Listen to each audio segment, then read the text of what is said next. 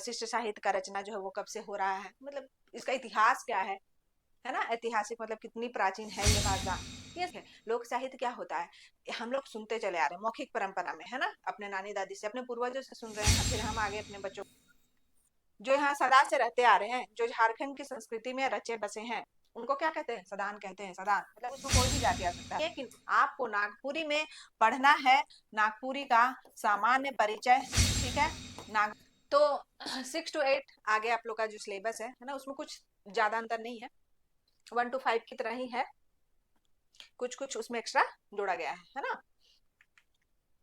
तो देखते हैं हम लोग क्या आप लोगों को एक्स्ट्रा पढ़ना है 1 to 5 के सिलेबस के अलावा एक्स्ट्रा क्या पढ़ना है, वो हम लोग देखते हैं। देखिए आपको इसमें पढ़ना है नागपुरी भाषा का परिचय, उद्भव, विकास, क्षेत्र विस्तार एवं भाषिक स्थिति। तो ये तो आपको नागपुरी भाषा का परिचय जो है वो आपको 1 to 5 में भी पढ़ना है ना। उसका जो सामान्य परिचय है, मतलब नागपुरी भाषा जो है वो कहाँ की भाषा है ना, किस क्षेत्र में बोली जाती है, उसका नामकरण जो है वो कैसे हुआ है ना, किस समुदाय से ये संबंध रखती है, ठीक है।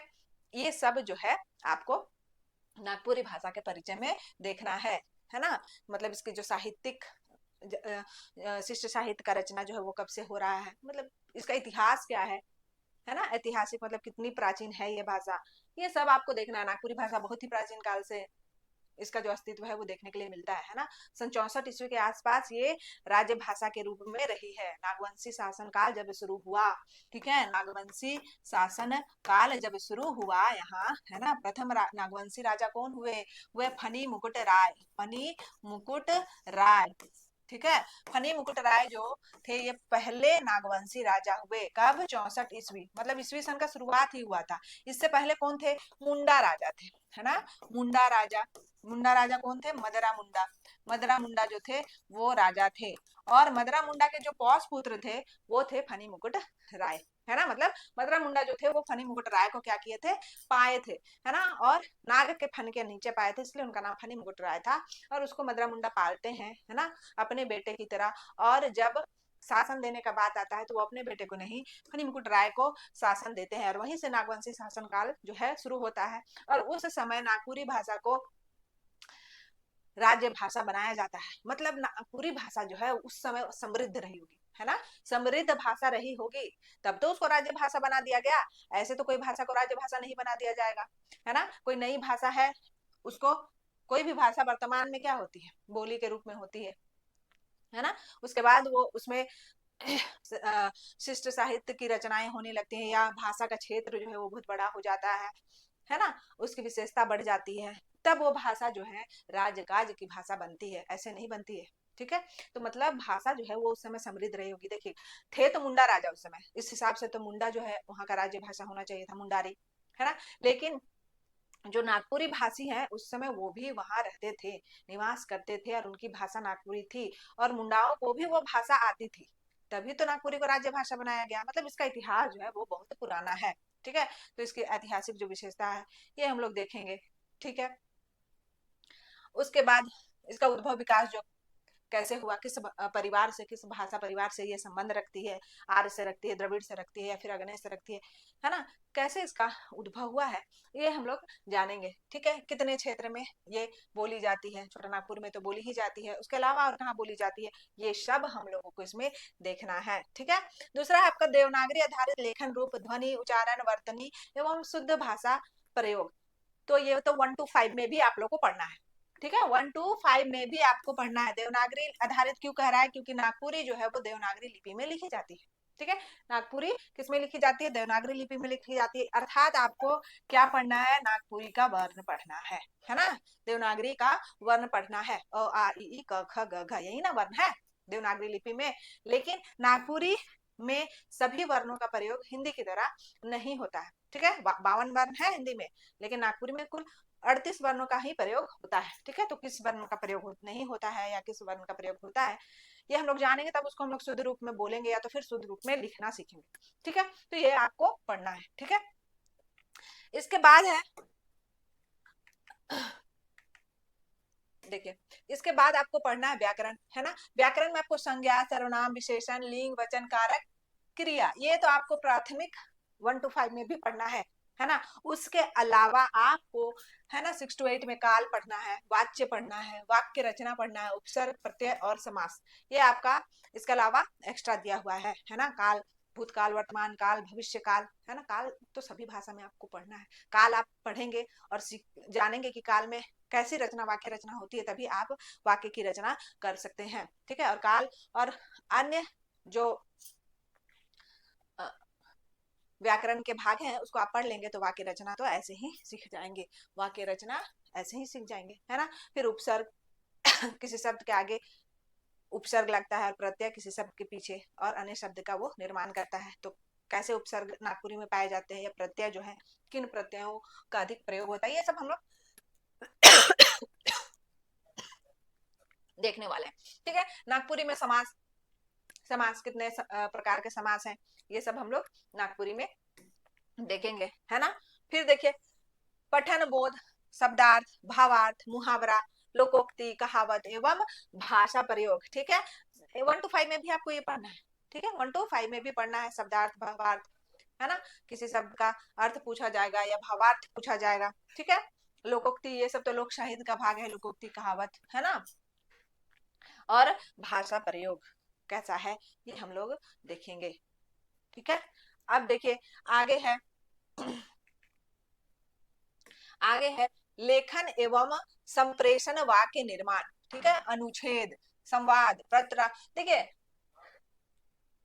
लेखन एवं संप्रेषण वाक्य निर्माण, है ना। वाक्य निर्माण ही है, वाक्य निर्माण जो आपको, आप वाक्य निर्माण सीखेंगे तो ये आपका कंप्लीट हो ही जाएगा, ठीक है। अनुच्छेद मतलब किसी विषय पर आपको एक टॉपिक दे दिया जाएगा और मतलब 2-4 पंक्तियां, उसमें कुछ वाक्य जो है वो लिखे रहेंगे और उसके बाद उसको पढ़ के आपको उसका उत्तर देना है, ठीक है। संवाद, पत्र प्रारूपण या संक्षिप्त लिखित एवं मौखिक अभिव्यक्ति। सिलेबस तो ऐसा दिया है जैसे सब्जेक्टिव एग्जाम होगा, है ना, ऑब्जेक्टिव होगा, तो इसी को पढ़ना है आपको और इससे पढ़ के ही मतलब कैसे प्रश्न बनेंगे वो देखना होगा, ठीक है। फिर है लोक साहित्य, लोक साहित्य पढ़ना है। लोक साहित्य का सामान्य परिचय आपको पढ़ना होगा, लोक साहित्य क्या है ना। परिभाषाओं का याद रखना बहुत जरूरी है। लोक साहित्य में प्रश्न बनते हैं कि ये परिभाषा किसने दिया, ठीक है। लोक साहित्य का एक परिभाषा दे देगा और लिख देगा कि ये परिभाषा जो है वो किस विद्वान ने दिया है, तो ये आपको याद रखना है, ठीक है। लोक साहित्य पढ़ना है, लोक साहित्य क्या है उसके बारे में पढ़ना है। फिर उसका जो लोक साहित्य के जो प्रकार है ना, लोक गीत, लोक कथा, लोक गाथा, गाथा, ये सब क्या है, लोक नाट्य, लोक साहित्य के प्रकार हैं, है ना। पहेली एवं मौखिक परंपरा, ठीक है। पहेली एवं मौखिक परंपरा, देखिए लोक साहित्य क्या है, मौखिक परंपरा है ना, लिखित नहीं है, मौखिक है। लोक साहित्य क्या होता है, हम लोग सुनते चले आ रहे हैं मौखिक परंपरा में, है ना, अपने नानी दादी से, अपने पूर्वजों से सुन रहे हैं, फिर हम आगे अपने बच्चों को सुनाएंगे, है ना। लोक साहित्य जो होता है वो मौखिक होता है, लिखित नहीं होता है, ठीक है। इसका हम लोग इसकी रचना नहीं कर सकते हैं, इसका संग्रहण कर सकते हैं। कोई लोक साहित्य जो हमें पता है उसे हम लिख सकते हैं, संग्रहण कर सकते हैं, लेकिन इसका निर्माण नहीं कर सकते हैं। ये लोक में ही इसका निर्माण होता है। इसका जो साहित्यकार है ना, लोक साहित्य के साहित्यकारों की जानकारी नहीं होती है कि इसको कौन रचना, इसका रचना जो है वो कौन किया, है ना। ये मौखिक परंपरा में चलती है, ठीक है। ये हो गया। उसके बाद आपको पढ़ना है उसके बाद आपको पढ़ना है, देखिए साहित्य विधा परिचय, ठीक है। साहित्य विधा परिचय, नागपुरी के साहित्य विधा का परिचय आपको पढ़ना है कि नागपुरी में कौन कौन से साहित्य विधा है ना, कौन कौन से साहित्य विधा में रचनाएं हो रही हैं या हुई हैं, इसके बारे में आपको पढ़ना है, ठीक है। जैसे पद, है ना, पद, पद में आपका नागपुरी में महाकाव्य भी मिलता खंड काव्य भी मिलता खंड काव्य भी मिलता है ना। और गीत और कविता तो भरे पड़े हैं, गीत और कविता तो भरे पड़े हैं, ठीक है। तो नागपुरी में महाकाव्य लिखे गए हैं, खंड का महाकाव्य, 2 महाकाव्य है नागपुरी में लिखे गए हैं, ठीक है। खंड काव्य तो बहुत सारे हैं, ठीक है। विप्लवी, महान, यीशु चरित्र, ठीक है, नल दमयंती, ये सब खंड काव्य है। और महाकाव्य अविनाशी, घासी, है ना, और रामायणी, सीतायान, ये 2 महाकाव्य हैं। गीत और कविता तो बहुत सारे हैं, ठीक है। तो इसका जो पद रचना कहाँ से शुरू होता है, इसका विकास कैसे हुआ, ये सब हम लोग इसमें देखेंगे, ठीक है। कहानी, है ना, नागपुरी में कहानी बहुत है, बहुत लिखे गए हैं कहानी, ठीक है। तो कहानी है, नाट्य, ठीक है, नाटक भी बहुत सारे हैं, ठीक है, लिखे गए हैं। प्रमुख नाटककार और नाटक या कहानी जो है, कहानीकार, इन सबको हम लोग जानेंगे, है ना। निबंध भी मिलता है, उपन्यास भी है, ठीक है। उपन्यास 8 उपन्यास है नागपुरी में, अभी उसकी संख्या बढ़ रही है ना। इस बार और एक उपन्यास, एक नहीं 2 उपन्यासों का इस 2025-26 में लोकार्पण हुआ है। मतलब अगर उसको जोड़ लिया जाए तो 9 से 10 उपन्यास जो है वो आपके होंगे, है ना। एवं नई विधाएं, ठीक है, और नई विधाएं जैसे संस्मरण हो गया, रेखा चित्र हो गया, है ना, इन जीवनी हो गया, इन सब में क्या रचनाएं हैं या नहीं है नागपुरी में, ये सब हम लोग देखेंगे इसमें, ठीक है। 8वां आपको पढ़ना है नागपुरी भाषा विज्ञान एवं सामान्य भाषा विज्ञान का परिचयात्मक अध्ययन। मतलब भाषा विज्ञान आपको पढ़ना है, सामान्य भाषा विज्ञान भी पढ़ना है और नागपुरी भाषा विज्ञान भी पढ़ना है ना। मतलब भाषा का वैज्ञानिक अध्ययन, ठीक है, नागपुरी भाषा का वैज्ञानिक अध्ययन ये पढ़ना है, और सामान्य भाषा अध्ययन जो है उसके बारे में भी पढ़ना है, ठीक है।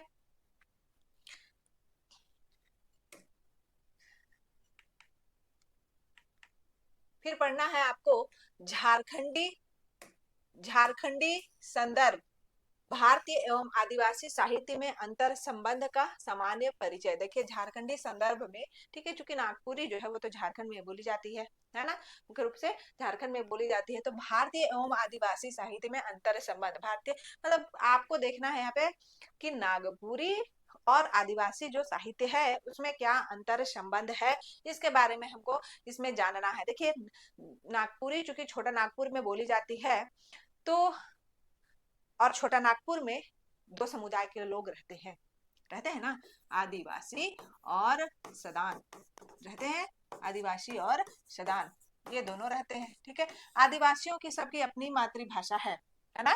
जैसे मुंडा की मुंडारी है, मुंडा की मुंडारी है, हो की हो है, संथाल की संथाली है, उरांव की कुड़ुक है, ये मातृभाषाएं हैं।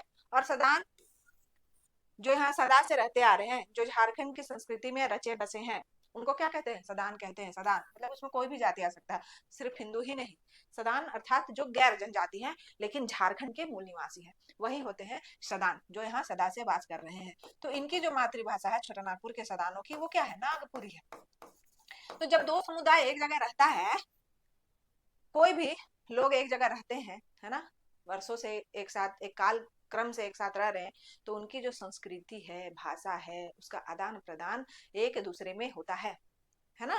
रहन सहन हो, वेशभूषा हो, खान पान हो, या भाषा ही क्यों ना हो, दोनों का आदान प्रदान जो है एक दूसरे में होता है, ठीक है। तो जरूर उसमें क्या होता है, संबंध होता है ना। तो दोनों में संबंध होगा, तो उसी के जो अंतर संबंध है वो हमें देखना है, ठीक है, उसमें देखना है। अब है विद्यालयी भाषा प्रयोग की दृष्टि से नागपुरी समझ, व्याकरण और अभिव्यक्ति की उपयुक्त समझ। विद्यालय में भाषा प्रयोग की दृष्टि से, ठीक है, विद्यालय में चूंकि आप एक शिक्षक बनेंगे तो विद्यालय में इस भाषा, नागपुरी भाषा, ठीक है, नागपुरी क्षेत्र में आप रहेंगे तो नागपुरी भाषा का ज्ञान होना आवश्यक है। और नागपुरी भाषा के इसका प्रयोग की दृष्टि से, ठीक है, नागपुरी का जो समझ है वो होना चाहिए। व्याकरण, है ना, व्याकरण, तो व्याकरण तो हम लोग पढ़ेंगे ही, ठीक है, व्याकरण तो हम लोग पढ़ेंगे ही नागपुरी का। और ठीक है, अभिव्यक्ति की उपयुक्त समझ, और अभिव्यक्ति की, इसका अभिव्यक्त आप कर सके नागपुरी में, है ना, उसका उपयुक्त समझ आपको होना चाहिए, ठीक है। तो ये आपको करना है, इसको हम लोग शानदार तरीके से करेंगे। देखिए फिर पढ़ना है, देखिए सीडीपी का आपको दिया हुआ है इसमें फिर से कि नई शिक्षा नीति 2020 के आलोक में बहुभाषी कक्षा, द्विभाषी सामग्री और स्थानीय क्षेत्रीय ज्ञान पर आधारित नागपुरी भाषा शिक्षण, है ना, स्थानीय क्षेत्रीय ज्ञान पर आधारित नागपुरी भाषा शिक्षण, ठीक है, क्षेत्रीय भाषा है नागपुरी, है ना। तो इसी के आधार पर नागपुरी भाषा का शिक्षण आपको देखना, बहुभाषी कक्षा में, ठीक है, एक कक्षा में बहुभाषी लोग होंगे, ठीक है, मतलब कि एक से अधिक भाषा बोलने वाले लोग, है ना। उसमें आपका नागपुरी जो है स्थानीय या क्षेत्रीय ज्ञान पर आधारित नागपुरी भाषा का जो शिक्षण है वो ठीक है, ये CDP जोड़ा गया है, ये हम लोग करेंगे, ठीक है, और बहुत अच्छे से कवर करेंगे। लेकिन मुख्य रूप में आप जानिए कि आपको नागपुरी में पढ़ना है नागपुरी का सामान्य परिचय, ठीक है, नागपुरी, ठीक है, सामान्य परिचय इसका आपको जानना है। इसमें आपका उद्भव विकास, ठीक है, इंपॉर्टेंट जो है नागपुरी सामान्य परिचय, उद्भव विकास क्षेत्र, इसका नामकरण, इन सब के बारे में आपको जानना है, ठीक है। इसके लोक साहित्य के बारे में जानना है, ठीक है, इसके लोक साहित्य के बारे में जानना है, और लोक साहित्य के जो प्रकार हैं उनको भी अच्छे से आपको जानना है। इसका व्याकरण आपको पूरा कवर कर लेना है, ठीक है, व्याकरण पूरा कवर कर लेना है। इसकी जो साहित्यिक विधाएं हैं, है ना, साहित्यिक विधाएं जो है उसको आपको पूरा जानना है ना, साहित्यिक विधाएं जो है उसको आपको जानना है, ठीक है, कि नागपुरी में कौन कौन सी साहित्यिक विधाओं पे रचना हो रही है, या फिर जो मुख्य साहित्यकार हैं, ठीक है, नागपुरी के जो मुख्य साहित्यकार हैं उनके बारे में आपको पूरी जानकारी होनी चाहिए, मुख्य साहित्यकार, ठीक है। तो इसमें आपको जो नागपुरी के पहले साहित्यकार हुए सर्वप्रथम कौन थे, तो रघुनाथ नृपति जो है पहले ज्ञात कवि नागपुरी के माने जाते हैं। वो नागवंशी शासनकाल के 50वें राजा थे, शासक थे, 50वें शासक थे, ठीक है। तो रघुनाथ नृपति जो है वो नागपुरी के प्रथम ज्ञात कवि हैं। साथ ही फिर नागपुरी में जो मुख्य साहित्यकार हुए घासीराम, है ना, महंत घासी, आपका जगपाल रामदेव घरिया, ठीक है, इन सब के बारे में भी जानना है। साथ ही आधुनिक जो साहित्यकार हैं जो अभी हैं मुख्य रूप से, है ना, आधुनिक साहित्यकार, उनके बारे में आपको जानना है, ठीक है। उसमें इम्पोर्टेंट, सबसे इम्पोर्टेंट आपको doctor BP Kesari, doctor Girdhari Ram Gonjhu, ठीक है, नईमुद्दीन मिर्दाहा, सहनी उपेंद्र पाल नहन, है ना, शकुंतला मिश्रा, डॉक्टर कुमारी बासंती, है ना, त्रिवेंद्रनाथ साहू, उमेश नंद तिवारी, इन सब के बारे में आपको पूरी जानकारी होनी चाहिए, है ना। पूरी जानकारी कहने का मतलब है कि उनके जन्म, उनका गांव, ठीक है, कौन कौन सा उनका महत्वपूर्ण जो साहित्य है उसको आपको जानना आवश्यक है, ठीक है, साहित्यकारों में। तो ये आपका सिलेबस है ना, और इसे हम लोग बहुत अच्छे से, बहुत शानदार तरीके से करने वाले हैं, ठीक है। तो फिर अगले क्लास हम लोग सिलेबस के अनुसार शुरू करेंगे। आज के लिए बस इतना ही, मिलते हैं फिर अगले क्लास में, धन्यवाद।